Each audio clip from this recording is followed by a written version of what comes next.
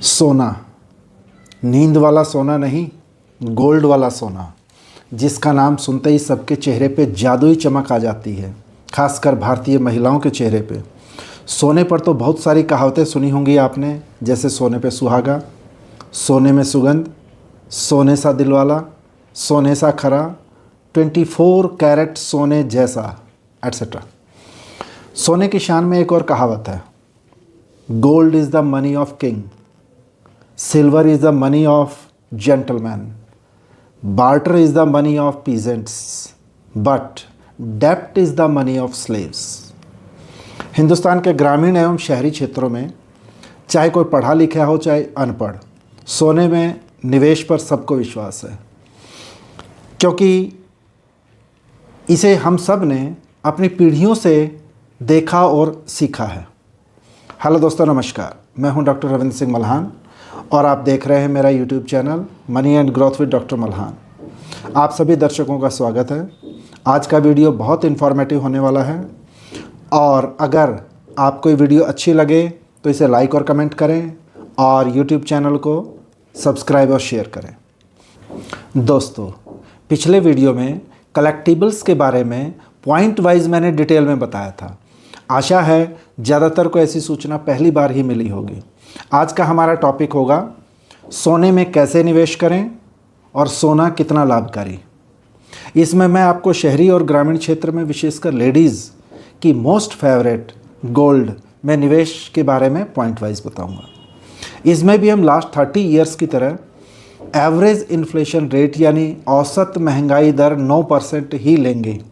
इस विषय में क्लियर कर दूं कि सरकार के अनुसार तो महंगाई दर लगभग 5% है, किंतु इसमें एजुकेशन से रिलेटेड यानी स्कूल फीस आदि जिनकी वृद्धि 10 से 15% सालाना है और मेडिसिन को भी यानी मेडिकल साइड को भी नहीं काउंट करते इन्फ्लेशन में सरकार।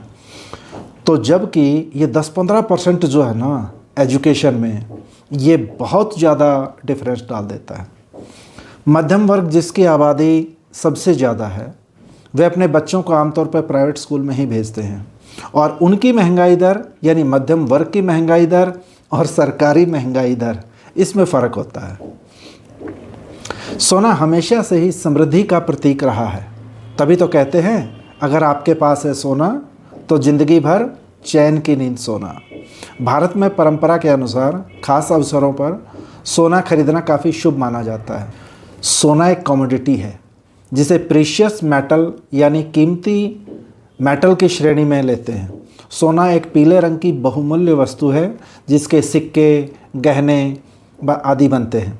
इसकी खोज लगभग 6000 साल पहले मिस्र या मेसोपोटामिया में हुई थी।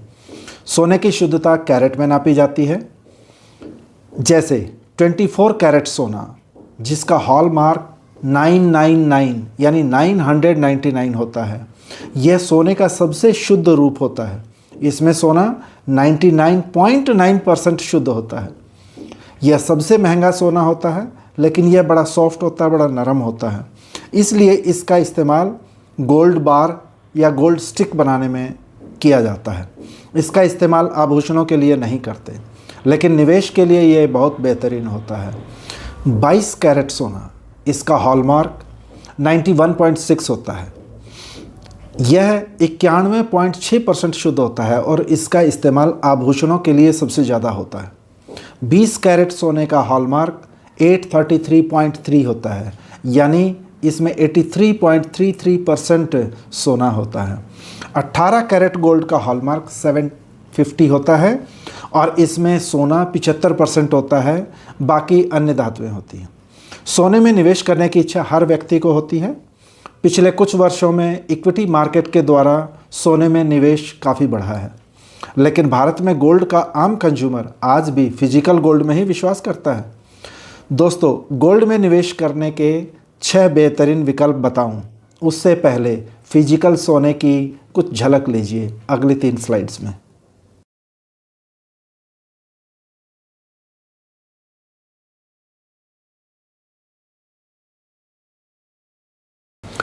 तो सोने की स्लाइड्स देख के मज़ा आ गया होगा। दोस्तों, पहला सोने में निवेश करने का तरीका है फिजिकल तरीके से निवेश करना, और ये हम पीढ़ियों से करते आ रहे हैं, जैसे गोल्ड कॉइन, गोल्ड स्टिक यानी गोल्ड बार, गोल्ड ज्वेलरी, गोल्ड की बनी कलाकृतियाँ खरीदना। ज्वेलरी में 70% से अधिक हिस्सा 22 कैरेट सोने का है। जब इससे ज्वेलरी बनाते हैं तो मेकिंग चार्जेस 5% से लेके 25% तक, ये डिपेंड करता है डिज़ाइन पे और जोहरी के ऊपर कि वो कितने % इस पे मेकिंग चार्जेस लेता है। ब्रांडेड ज्वेलरीज़ का सबसे ज़्यादा मेकिंग चार्जेस होता है। सोने के आभूषणों पे जीएसटी भी लगता है। जब लोगों के घरों में शादी ब्याह आदि का मौका आता है तब गोल्ड कॉइन या गोल्ड बार को गोल्ड ज्वेलरी में कन्वर्ट करवा लेते हैं। टिपिकल इंडियन कंज्यूमर का झुकाव फिजिकल गोल्ड की तरफ ही होता है, क्योंकि ज़्यादातर लोगों का निवेश फिजिकल तरीके से ही सोने में निवेश करने का होता है।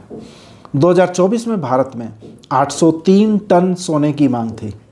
इसमें से 564 टन यानी 70% सोना गहनों के रूप में थी, यानी आभूषणों के रूप में खपत हुई, और लगभग 239 टन के सिक्के और गोल्ड बार की खरीद हुई।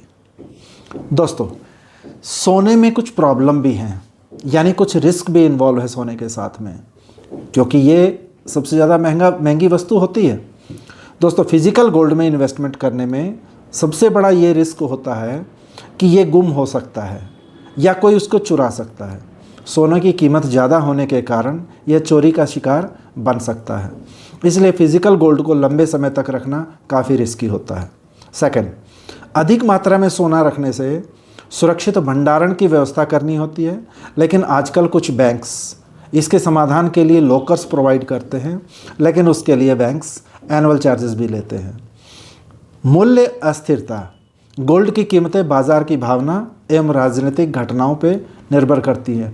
जैसे आपने देखा होगा रिसेंटली रशिया की लड़ाई, इजराइल वाली लड़ाई, और इस टाइप के जो अप डाउन्स होते हैं उसमें गोल्ड की प्राइसेस काफ़ी फ्लक्चुएट करती हैं।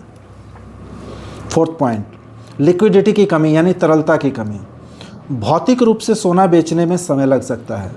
दोस्तों, खासकर अगर आप उचित कीमत प्राप्त करना चाहते हैं, यानी आपके पास यदि फिजिकल गोल्ड है और आप बेचने जाएं, आपको डिफरेंट रेट्स लगेंगे अलग अलग जगह पे, बट आप उसकी कितनी कीमत चाहते हैं उस पर डिपेंड करता है कि समय ज़्यादा लगे या कम लगे। दोस्तों, सोना खरीदने या बेचने में खास बातों का ध्यान रखने की ज़रूरत है। सोना खरीदते समय उसकी क्वालिटी का ध्यान रखना चाहिए कि वो कितने कैरेट का है और उसमें अशुद्धियाँ कितनी हैं। क्वालिटी का पता आम नागरिक को नहीं चल पाता। सेकंड पॉइंट, हॉलमार्क वाला ही सोना लेना चाहिए। हॉलमार्क तय करने वाली भारत की एकमात्र एजेंसी BIS यानी ब्यूरो ऑफ इंडियन स्टैंडर्ड है। तो दोस्तों, नेक्स्ट पॉइंट, अलग अलग दुकानों पे कीमतों की जानकारी हासिल करके और फिर उसकी तुलना करके ही सोने को खरीदें। कोशिश करें कि सोना हमेशा विश्वास पात्र दुकान से ही खरीदें, क्योंकि इसमें चीटिंग बहुत चीटिंग होती है। अच्छा, मेकिंग और डिज़ाइन चार्जेस, इसके कारण यह और अधिक महंगा हो जाता है तथा इसमें मिलावट की भी गुंजाइश बढ़ जाती है। फिफ्थ पॉइंट, इसकी गुणवत्ता का पता तब चल पाता है जब आप इसे बेचने जाते हैं, यानी अपने सोने के जो आभूषण हैं उनको जब आप बेचने जाते हैं तब एक्चुअल में पता चल पाता है कि इसके अंदर क्वालिटी क्या है, यानी कितने कैरेट का सोना है, कितनी मिलावट है, कितनी खोट है, कितना ओरिजिनल है। जब आप सोना बेचते हैं तब उस पर कैपिटल गेन टैक्स लगता है, एक्सेप्ट सॉवरेन गोल्ड बॉन्ड जिसमें टैक्स स्लैब के अनुसार टैक्स लगता है, यानी आपकी इनकम किस टैक्स स्लैब में पड़ रही है उस हिसाब से आप पे टैक्स लगता है सॉवरेन गोल्ड बॉन्ड में। अदरवाइज़ आपको कैपिटल गेन टैक्स लगता है। लेकिन इसमें कैपिटल गेन जो होता है ये 3 साल के अंदर यदि आप मुनाफे में बेचते हैं सोने को, सोने की स्टिक को, कॉइन्स को, आभूषणों को मुनाफे में बेचते हैं तब उसमें शॉर्ट टर्म गेन लगता है, और अगर आप 3 साल के बाद बेचते हैं सोने को तब इसमें लॉन्ग टर्म कैपिटल गेन लगता है। फिज़िकल गोल्ड की समस्याओं का समाधान ये है कि हम फिज़िकल गोल्ड की जगह डिजिटल गोल्ड में इन्वेस्ट कर सकते हैं, क्योंकि डिजिटल गोल्ड में इन्वेस्ट करने से हमें फिज़िकल गोल्ड जैसा ही रिटर्न मिलता है, यानी उतना ही रिटर्न मिलता है, पर इसमें सब कुछ डिजिटली होता है। अब डिजिटल गोल्ड इन्वेस्टमेंट के फ़ायदे। डिजिटल तरीके से गोल्ड खरीदने का सबसे बड़ा फ़ायदा यह है कि इसमें रखने, चोरी होने, गुम होने का रिस्क बिल्कुल नहीं होता। आभूषण निर्माण का भी झंझट नहीं होता और निर्माण के दौरान अशुद्धियों का भी चक्कर नहीं पड़ता, उसकी भी चिंता नहीं करने की ज़रूरत पड़ती। इसमें रख रखाव का झंझट नहीं होता, इसके भंडारण की भी ज़रूरत नहीं होती। डिजिटल गोल्ड इन्वेस्टमेंट का सबसे बड़ा फ़ायदा है लिक्विडिटी का, यानी आप इसको जब चाहे तब आप बेच सकते हैं यदि आपके पास लिक्विड सोना है तो, और यूँ सेकंडों में बटन दबाया, सेल। ठीक है, इसका लेन देन बहुत आसान और पारदर्शी होता है डिजिटल इन्वेस्टमेंट में। इसे किसी भी समय आसानी से मार्केट प्राइस पे बेचा जा सकता है। इसमें क्वालिटी इशू भी नहीं आता, यानी डिजिटल गोल्ड में कम रकम से निवेश किया जा सकता है और न ही इस पे जीएसटी का बोझ पड़ता है। इसके अगेंस्ट गोल्ड लोन भी आसानी से लिया जा सकता है। दोस्तों, डिजिटली गोल्ड में 5 तरीके से हम इन्वेस्ट कर सकते हैं, जैसे digital gold, gold ETF, gold mutual fund, गुल्लक गोल्ड प्लस और सॉवरेन गोल्ड बॉन्ड। आइए इन सभी को हम एक एक करके समझते हैं। पहला है डिजिटल गोल्ड। दोस्तों, डिजिटल गोल्ड सोना खरीदने का यह एक नया और सुविधाजनक तरीका है। इसे ऑनलाइन प्लेटफॉर्म से कभी भी खरीदा जा सकता है। इसमें हम गोल्ड को इलेक्ट्रॉनिक फॉर्म में परचेज़ करते हैं, जो हमारे ऑनलाइन डीमैट अकाउंट में शो होता रहता है। हम यहाँ पे गोल्ड वेट के अनुसार भी खरीद सकते हैं, यानी ग्राम्स में भी खरीद सकते हैं, और अमाउंट के हिसाब से भी खरीद सकते हैं। जैसे हम 1 ग्राम भी खरीद सकते हैं, हम 0.01 ग्राम भी खरीद सकते हैं, और हम 100 रुपये का भी गोल्ड खरीद सकते हैं, 500 का भी खरीद सकते हैं, या उससे ज़्यादा भी 1000, 2000, 5000, 50,000, लाख, चाहे जितने अमाउंट का भी खरीद सकते हैं, यानी छोटे अमाउंट का भी हम खरीद सकते हैं। ये प्लस पॉइंट है इसका। दोस्तों, डिजिटल गोल्ड बाय करने का ऑप्शन बहुत सारे ऐप्स देते हैं, लेकिन हमें किसी ट्रस्ट या जाने माने ऐप से ही गोल्ड को परचेज़ करना चाहिए। यानी कि बहुत सारे ऐप्स हैं, किसी भी ऐप से हमें परचेज़ नहीं करना चाहिए। परचेज़ करते टाइम बड़ा सावधानी रखनी चाहिए। दोस्तों, सेकंड है गोल्ड ETF यानी गोल्ड एक्सचेंज ट्रेडेड फंड्स। ये एक तरह के फंड होते हैं जो मेनली गोल्ड बुलियन के प्राइस पे बेस्ड होते हैं, यानी प्राइस जिस तरह फ्लक्चुएट करता है इनका भी होता है। इसमें निवेश करने के लिए डीमैट खाते की ज़रूरत होती है। अपने डीमैट खाते में शेयर्स की तरह आप गोल्ड के ETF भी शेयर मार्केट में खरीद और बेच सकते हैं।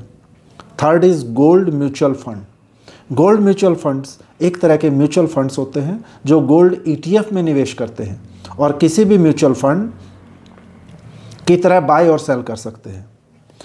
हम म्यूचुअल फंड के बारे में, जैसे मैं कई बार पहले भी म्यूचुअल फंड का जिक्र कर चुका हूँ। म्यूचुअल फंड्स के बारे में हम आगे इन फ्यूचर वीडियोस में डिटेल में देखेंगे, डिटेल में समझेंगे। फोर्थ है sovereign gold bonds SGB। Bharat सरकार की ओर से RBI सॉवरेन गोल्ड बॉन्ड जारी करता है जो गोल्ड पे बेस्ड होते हैं। निकटतम डाकघर या SBI, HDFC, ICICI bank, bank of Baroda, UCO bank, Canara bank, इनकी शाखाओं में जाके भी आप ले सकते हैं। एंड यह प्रसिद्ध स्टॉक एक्सचेंज से भी आप सॉवरेन गोल्ड बॉन्ड खरीद सकते हैं। इसकी इकाई 1 ग्राम गोल्ड की होती है। इसकी शुरुआत नवंबर 2015 में की गई थी। गोल्ड बॉन्ड की अवधि 8 साल की होती है। 5 साल तक का इसका लॉक इन पीरियड होता है। इसमें 5वें, 6ठे और 7वें साल में बाहर निकलने का विकल्प होता है। गोल्ड बॉन्ड में एक्सपेंस रेशो नहीं लगता। हमें इसमें हर साल इन्वेस्टमेंट अमाउंट पे 2.5% इंटरेस्ट यानी ब्याज भी मिलता है, और बॉन्ड की मैच्योरिटी पे उस वक्त के गोल्ड के मार्केट प्राइस के हिसाब से हमें पैसे भी मिल जाते हैं। यानी इसका रिटर्न गोल्ड प्राइस पे डिपेंड करता है। और फिक्स्ड रिटर्न की तरह नहीं होता, ये वेरी करता है। जैसे जैसे मार्केट में गोल्ड की प्राइस वेरी करेगी उसी तरह से इसका भी प्राइस वेरी करेगा। सो फॉर एग्जांपल 10 ग्राम के गोल्ड बॉन्ड्स में सपोज 5,000 रुपये प्रति ग्राम का रेट है और उस पर हमने 50,000 रुपये इन्वेस्ट किया तो हमें 10 ग्राम मिल गया। तो अब इसमें 2.5% के हिसाब से 50,000 रुपये पे हर साल 1,250 रुपये इंटरेस्ट मिलेगा। और अगर बॉन्ड की मैच्योरिटी के टाइम गोल्ड रेट 5,000 से बढ़ के यदि 6,000 हो जाता है, यानी 5,000 पे हमने ख़रीदा था और जब हम सेल करना चाहते हैं उस टाइम यदि 6,000 हो गया है, तो उस वक्त हमें अपने 10 ग्राम गोल्ड बॉन्ड पे 60,000 रुपये मिलेंगे। यानी 50,000 रुपये इन्वेस्ट किए थे, 50,000 के 60,000 हो गए, प्लस 2.5% इंटरेस्ट या ब्याज मिला। सॉवरेन गोल्ड बॉन्ड से प्राप्त सारा ब्याज हमारी इनकम में जुड़ता है। इसमें जो टैक्स लगता है वो इनकम टैक्स स्लैब के अनुसार लगता है।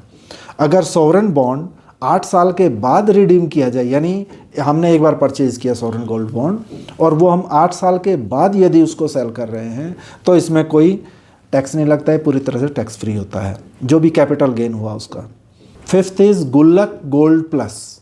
गुल्लक गोल्ड प्लस का सबसे बड़ा फ़ायदा ये है कि इसमें गोल्ड 5% हर साल के हिसाब से बढ़ता है, यानी गोल्ड की क्वांटिटी बढ़ती जाएगी आपके 5% हर साल के हिसाब से, तथा सालाना गोल्ड प्राइस में बढ़ोतरी भी होती है। तो आपको प्राइस की बढ़ोतरी का फ़ायदा होगा एंड आपको 5% गोल्ड एक्स्ट्रा हर साल मिलता रहेगा। इसमें मैच्योरिटी का कोई लॉक इन पीरियड नहीं होता है, जैसे सॉवरेन गोल्ड बॉन्ड में तो होता है 8 साल का, बट इसमें कोई मैच्योरिटी पीरियड नहीं होता। इसमें रिस्क इस बात का है कि यह स्कीम किसी सेंट्रल अथॉरिटी द्वारा रेगुलेट नहीं होती माय डियर फ्रेंड, और इसमें थर्ड पार्टी इन्वॉल्व होती है जिससे क्रेडिट का रिस्क रहता है। सो ये वाला जो गुल्लक गोल्ड प्लस है अपनी समझदारी के हिसाब से लीजिएगा क्योंकि इसमें थोड़ा रिस्क होता है। Next last is 6th point. Commodity market में, यानी जो इसकी मार्केट होती है उसको बोलते हैं MCX market. Gold futures and option के रूप में भी हम ट्रेड कर सकते हैं। इसमें कमोडिटी अकाउंट खुलवाकर ट्रेडिंग की जा सकती है। कमोडिटी मार्केट में गोल्ड फ्यूचर्स एंड ऑप्शंस में ट्रेडिंग की जाती है। इसमें ज़्यादा मुनाफा होता है लेकिन उसके साथ साथ बहुत ज़्यादा जोखिम भी होता है, रिस्क भी बहुत ज़्यादा होता है। कमोडिटी बाज़ार में सोने की कीमत में बहुत ज़्यादा उतार चढ़ाव होता है, मतलब डेली भी काफ़ी अप डाउन हो जाता है। तो फ्यूचर एंड ऑप्शंस है, मतलब ये अब मैं आगे future and options share market में ही बताऊंगा, बट ये गोल्ड का फ्यूचर एंड ऑप्शन है कमोडिटी मार्केट का। तो this is very very very very very risky, तो be careful, I won't recommend this. मैं तो इनके option and futures and options के अगेंस्ट ही रहता हूँ, मतलब मैं इसको प्रोत्साहित नहीं करता। दोस्तों अगली 3 स्लाइड्स में 10 ग्राम 24 कैरेट सोने की 1950 से लेके 2024 तक, यानी हिस्टोरिकल प्राइस 1950 से लेके अब तक हर साल की प्राइसेस दर्शाई गई है। इसमें 2 रंग यूज़ किया, 3 रंग यूज़ हुए हैं। एक तो वाइट, मतलब प्राइसेस पे, ईयर पे नहीं, प्राइसेस पे। Red colour, white colour and blue colour. Red colour से पता चलता है कि इसने अपना पीछे का उस साल में सबसे ज़्यादा हाई लगाया, एंड ब्लू कलर का मतलब है हाई लगाने के बाद फिर आप ये नेगेटिव रिटर्न दे रहा है, यानी नीचे की तरफ जा रहा है। और वाइट कलर का मतलब वो उसी डायरेक्शन में चल रहा है। तो दोस्तों इससे पता चलता है कि सोने की कीमतों में हर साल उतार चढ़ाव होता है, यानी कुछ सालों तक लगातार उसकी कीमत बढ़ सकती है, फिर कुछ साल तक लगातार गिर भी सकती है। ये स्थिर नहीं होती, यानी रिस्क तो है। दोस्तों आप सबके मेजॉरिटी के दिमाग में ये होगा कि सोने में रिस्क नहीं होता, यानी एक बार ख़रीद लिया तो उसका पैसा, उसकी कीमत बढ़नी ही बढ़नी है। Yes, I do agree with you but a little bit, यानी इन फ्यूचर यदि आप लंबा समय देते हैं तो डेफिनेटली आपका प्राइस बढ़ेगा ही बढ़ेगा। लेकिन यदि आपने शॉर्ट टर्म के लिए लिया है, 3-4 महीने के लिए, साल के लिए, 2 साल के लिए, 3 साल के लिए, शॉर्ट टर्म कहता हूँ मैं 5 साल तक के पीरियड को, यदि आपने 5 साल के अंदर अंदर तक के लिए लिया है सोच के कि भाई 5 साल के बाद तो मैंने इससे निकलना ही है या इसको बेचना ही है या इसकी ज्वेलरी बनानी है, हमारे बच्चे की शादी होएगी उसके बाद 5 साल के अंदर, तो दोस्तों ये थोड़ा रिस्की है। क्योंकि जब आप इसका डाटा देखेंगे, मैं आपको अगली 3 स्लाइड्स में इसका प्राइस 1950 से लेकर 2024 तक का दिखाऊंगा और उसकी इंटरप्रिटेशन भी करूंगा। आइए देखते हैं historical prices of gold since 1950।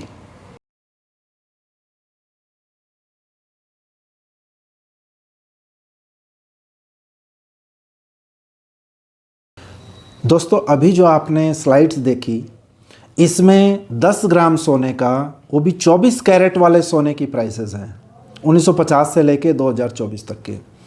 दोस्तों इसको आप, ये चूँकि स्लाइड्स जल्दी जल्दी आगे हो जाती हैं, आप इसके प्राइसेस ज़्यादा चेक नहीं कर पाएंगे, तो आप इसका ऐसा कर सकते हैं, स्नैपशॉट ले सकते हैं, यानी उसकी फ़ोटो खींच सकते हैं और उनको फिर मेरे जो डिस्कशन है उनमें फिर आप कंपेयर कर सकते हैं कि क्या कंपैरिजन बताया गया है।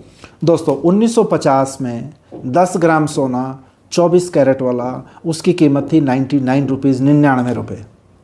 तो दोस्तों 99 रुपये 1950, और उसके बाद हर साल 1958 तक, 50 से 58 तक इसकी कीमत, सोने की कीमत लगातार गिरती गई या ये कहें कि 99 रुपये को क्रॉस नहीं कर पाई।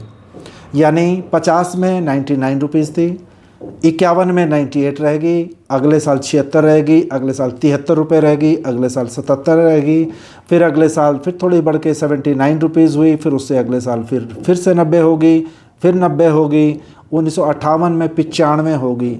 यानी 51 से लेके 58 तक 99 रुपीज़ से नीचे रही, और 1959 में 1959 में 102 रुपये होगी। यानी 10 साल के बाद अपने पुराने प्राइस को क्रॉस किया है इसने।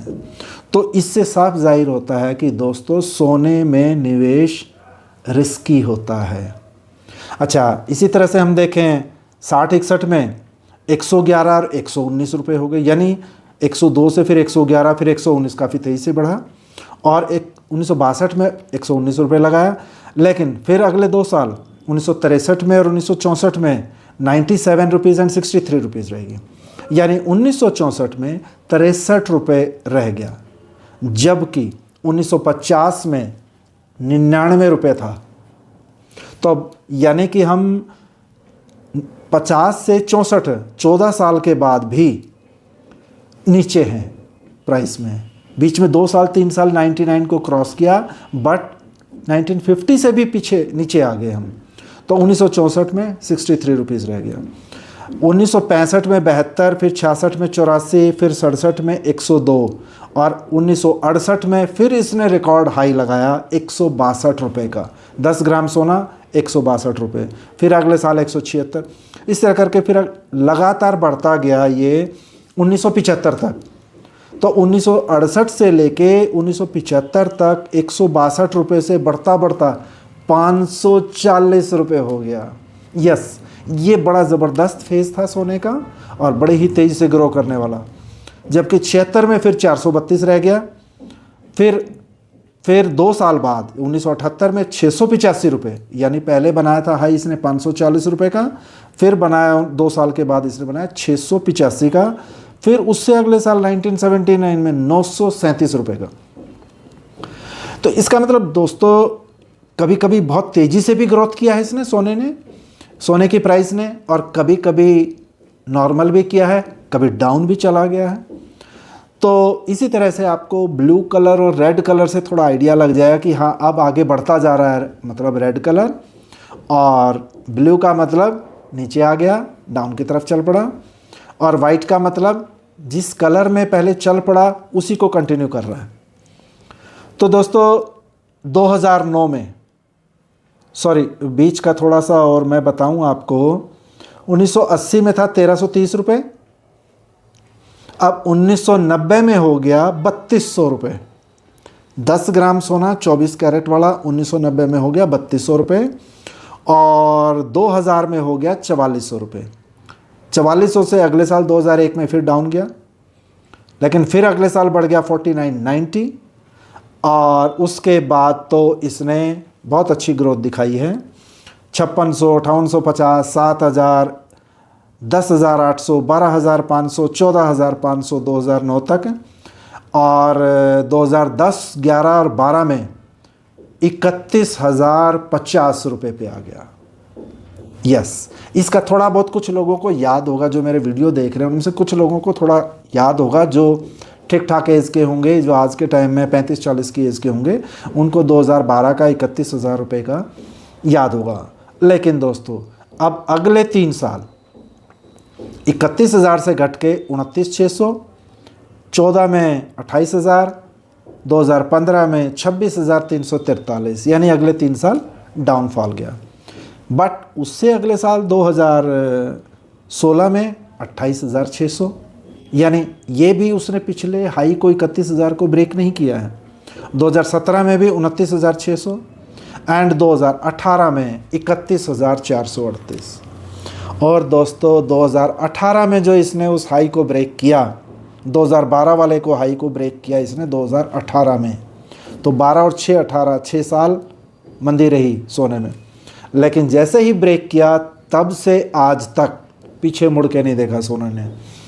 2019 में 35,220 रुपये का 10 ग्राम सोना, 2020 में 48,651 का, 2021 में 48,720 का, 2022 में 52,670 का, 2023 में 65,330 का, 2024 में 77,913 का, और अभी इस साल 86,833 हाई लगा चुका है।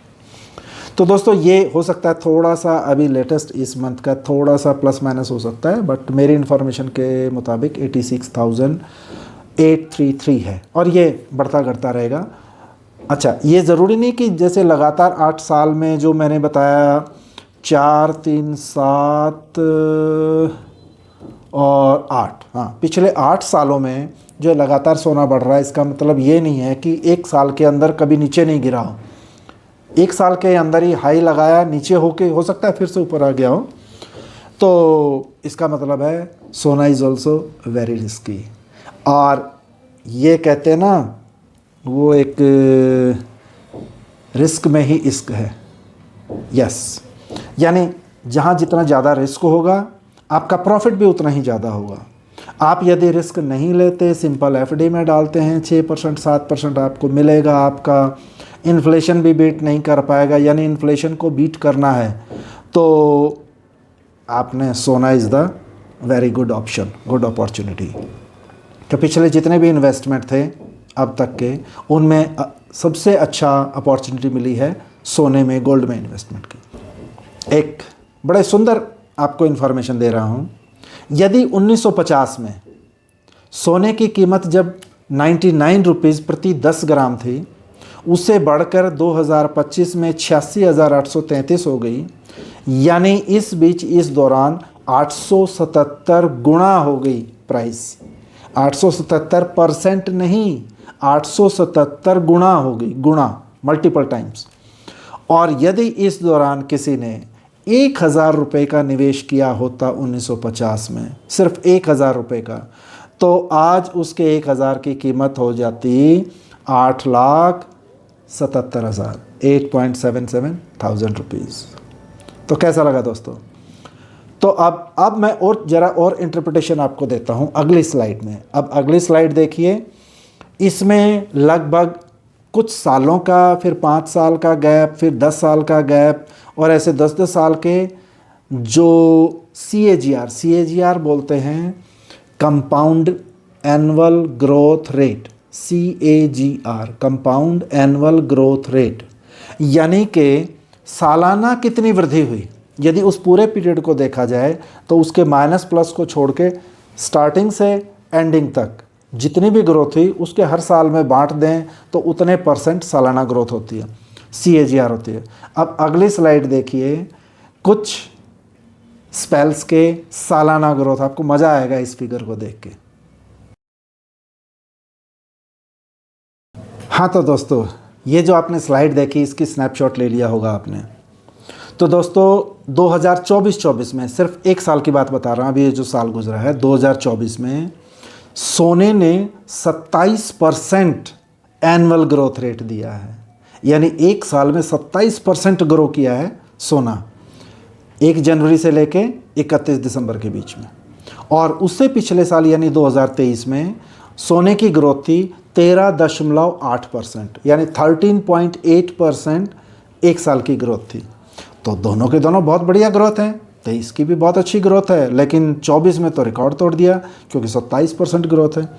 अब दोस्तों, अब से पिछले 5 साल, यानी पिछले 5 साल में सोने की प्राइस में जितना भी ग्रोथ हुआ है, जितनी प्राइस बढ़ी है, उसको हर साल में यदि बांट दिया जाए तो हर साल 17.2% की ग्रोथ आती है। ये पीरियड ज़्यादातर वो पीरियड रहा है क्योंकि 2020 में कोरोना आ गया था, तो यानी ज़्यादातर ये पीरियड कोरोना का रहा है। तो कोरोना में जो ग्रोथ हुई है 17.2% ग्रोथ हुई है। और दोस्तों, इस दौरान शेयर मार्केट ने भी लगभग 17% की ग्रोथ दी है, इंडेक्स फंड है निफ्टी 50 ने। तो यानी निफ्टी 50 एंड सोना गोल्ड बराबर कम्पिटिटिव रहे हैं, बराबर लगभग ग्रोथ दिया है। 0.2% सोने ने ही ज़्यादा ग्रोथ दी है। यानी वो जो मार्जिन होता है ना, मार्जिन रेस में जो बिल्कुल बाउंड्री, मतलब फीते को टच पहले सोने ने किया है। सोना is the first, gold is the first. तो दोस्तों, अब से पिछले 10 साल, यानी जो 5 साल बताया उससे पीछे 10 साल नहीं, अब से 10 साल में सोने की ग्रोथ रही है 11.07%। यस दोस्तों, 10 साल में, पिछले 10 सालों में 11.07% ग्रोथ रही। और अब से पिछले 20 साल का यदि देखा जाए तो सोने की ग्रोथ रही है 13.8%। बहुत बढ़िया है। 13.8% तो बहुत बढ़िया है, नहीं तो एफडी में कहाँ 6 से 7% मिलता है रिटर्न। सन 2000 से लेके अब तक, यानी लगभग 25 साल हो गए, 24-25 साल, इसमें सोने की ग्रोथ रही है 12.1%। और 1980 से लेके अब तक, 1980 से 2024 तक सोने की CAGR यानी सालाना ग्रोथ रेट रही है 9.3%, यानी एक साल में 9%। इसका मतलब वो जो पीरियड रहा है इसमें ग्रोथ कम हुई है 1980 से लेके अब तक। और हम यदि टाइम 1970 से लेके अब तक का काउंट करें तो इस पीरियड में भी 11.6% ग्रोथ रही है।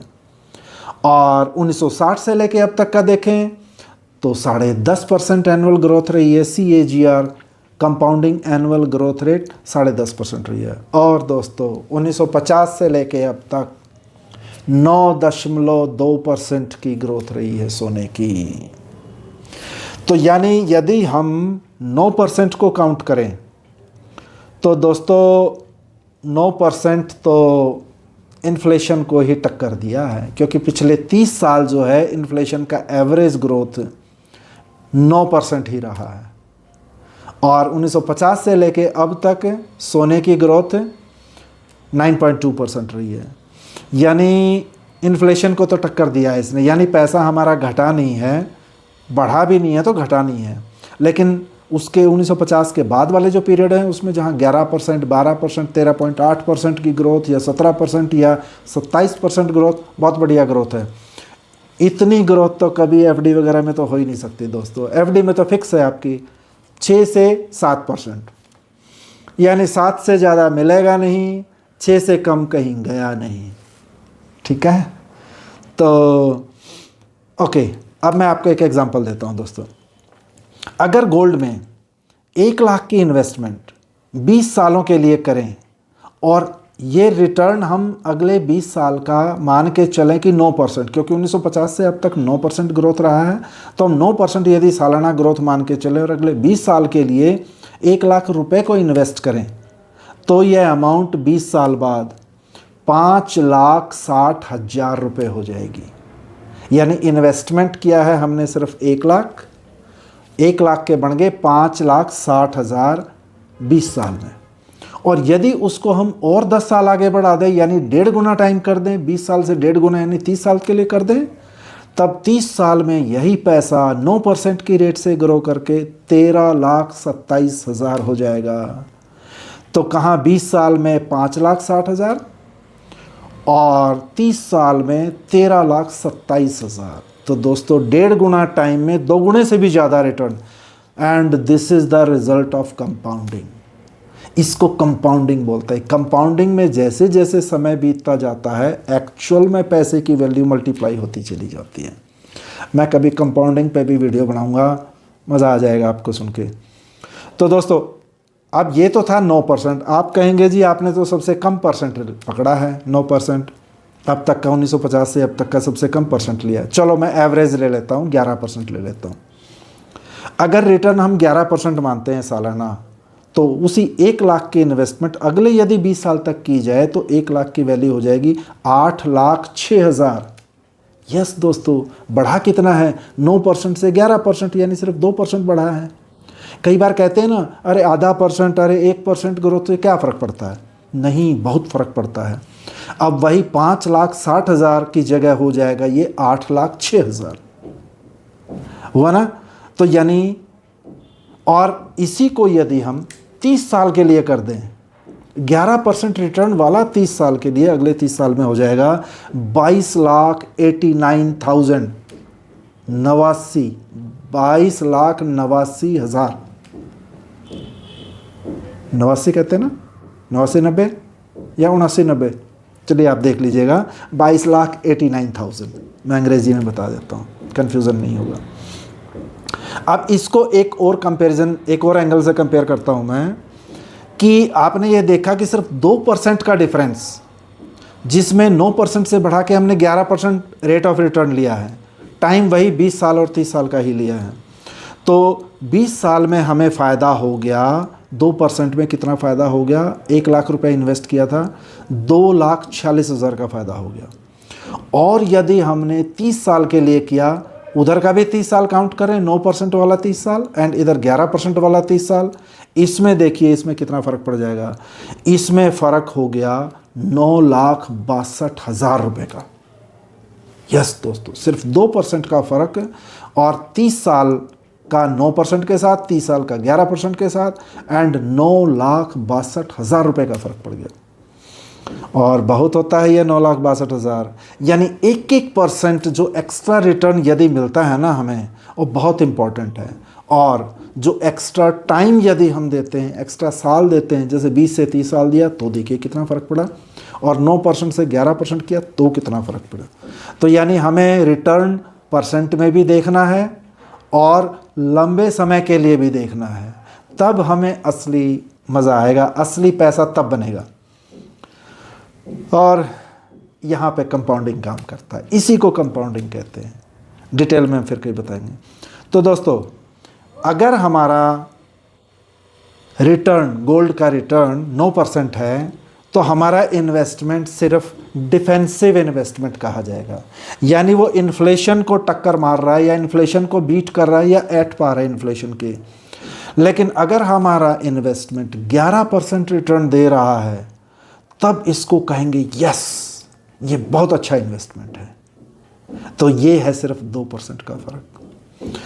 तो अंत में दोस्तों, thank you very much for watching my YouTube channel, YouTube video. जिन्होंने पहली बार वीडियो देखी है वो इसको लाइक करें, कमेंट करें और चैनल को सब्सक्राइब करें। बाकी लोग चैनल को शेयर भी करें अपने दोस्तों, मित्रों, रिश्तेदारों को। तो have a nice day, thank you for watching.